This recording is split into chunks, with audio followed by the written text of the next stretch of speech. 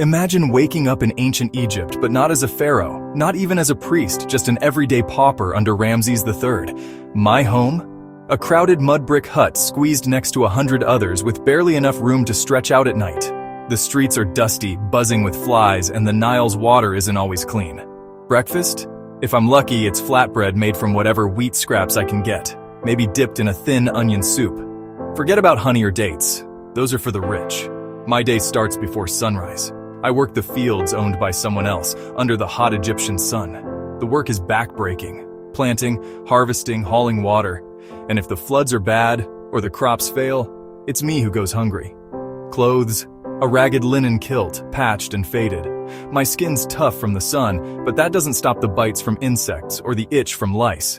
Soap is a luxury. Most days, I just try to rinse off the sweat and dust in the river, hoping not to get sick. And sickness?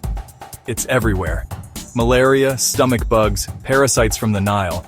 My neighbor's coughing again. It could be tuberculosis or just the dust. But either way, there's no doctor coming. If I'm lucky, maybe a healer with a few old herbs. If you're really unlucky, an infected wound or a fever can mean the end. Taxes are brutal. Even the tiniest farmer owes grain to the priests and to Ramses.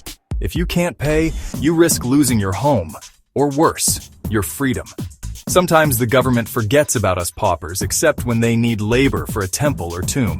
Then it's weeks swinging hammers and dragging stones, always under the eye of an overseer with a stick. But still, there's laughter. Kids play in the dust, families share stories by firelight, and everyone hopes the next flood brings a better harvest. Life under Ramses III as a pauper is tough, risky, and full of hardship. But even here, under the weight of history, people find ways to keep going.